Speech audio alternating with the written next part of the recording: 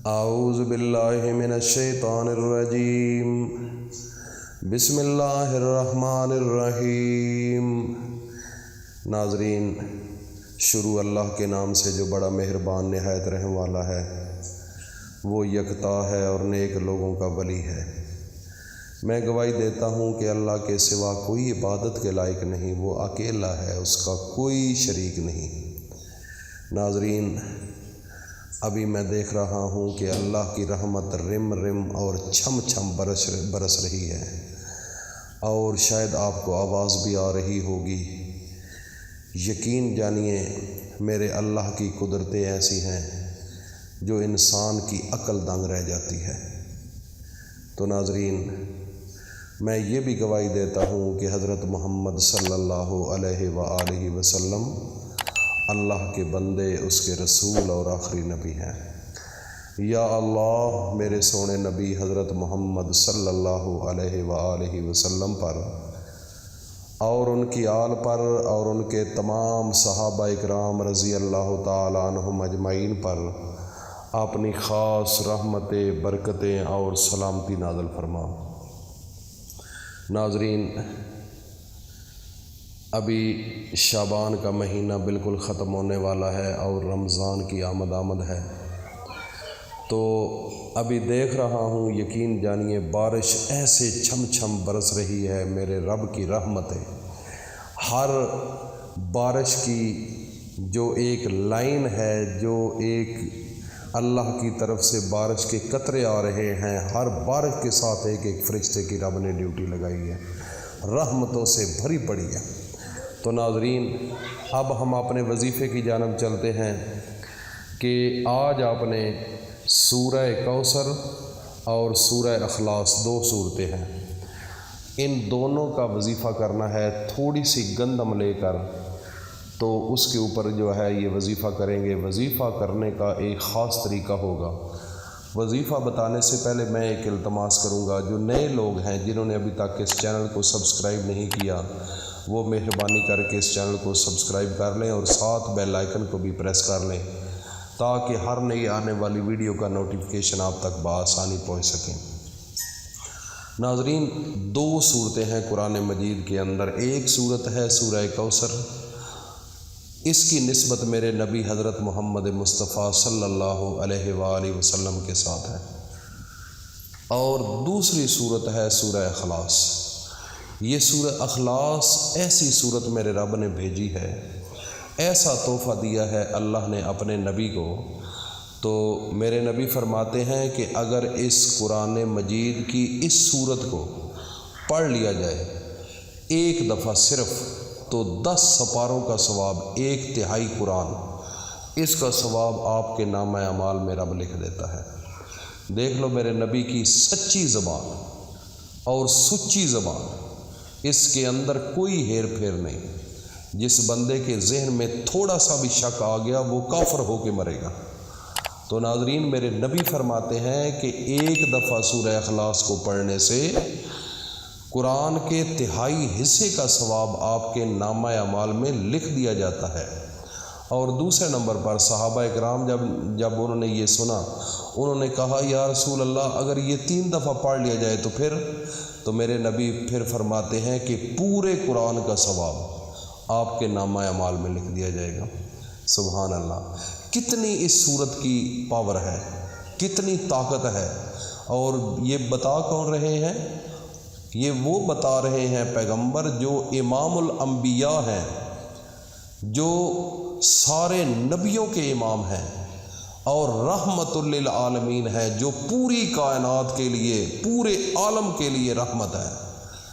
ناظرین، یہ وہ نبی ہیں جن کے لیے میرے اللہ نے قرآن کے اندر فرمایا کہ میں خود بھی اس نبی پر درود پڑھتا ہوں، اور میرے تمام ملائکہ وہ بھی پڑھتے ہیں۔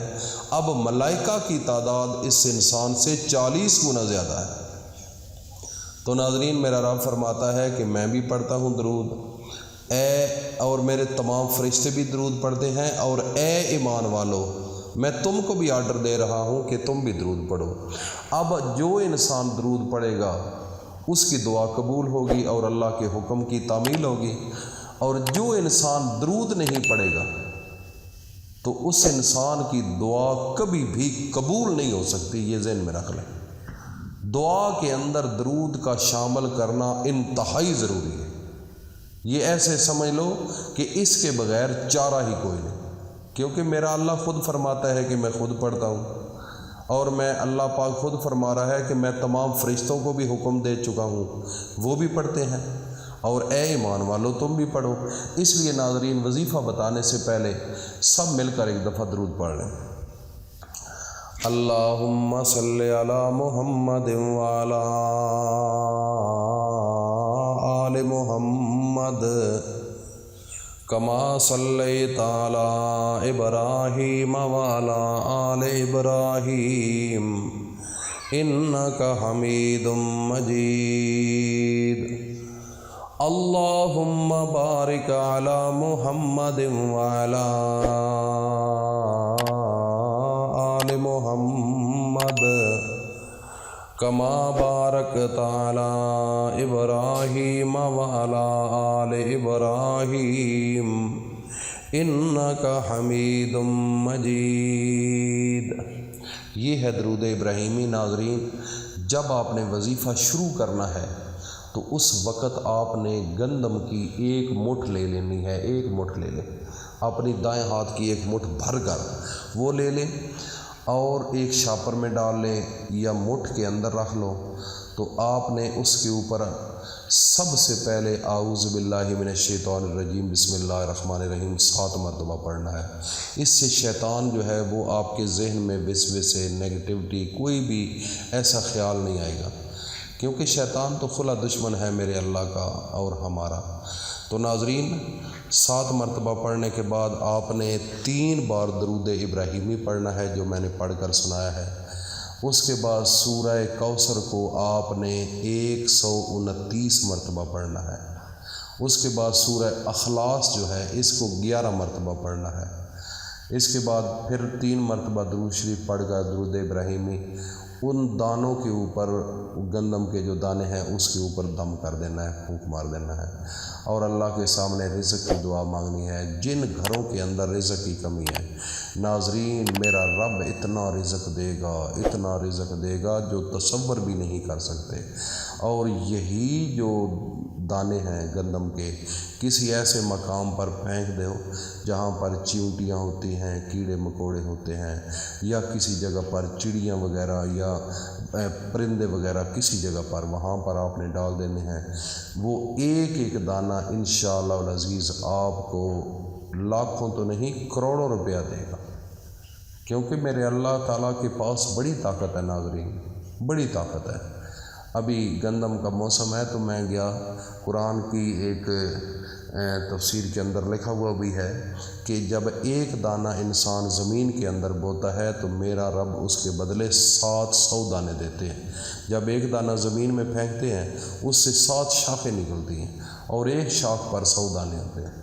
ناظرین، کتنے میرے رب کے پاس طاقت ہے، یہ سب کچھ کر سکتا ہے۔ اللہ پر اعتماد اور یقین رکھ کر اس وظیفے کو کرو، انشاءاللہ آپ کی نسل سے بھوک ختم ہو جائے گی، غربت ختم ہو جائے گی، اور اس کو صدقہ جاریہ سمجھ کر دوستوں میں ضرور شیئر کرو تاکہ ہر انسان کا فائدہ ہو۔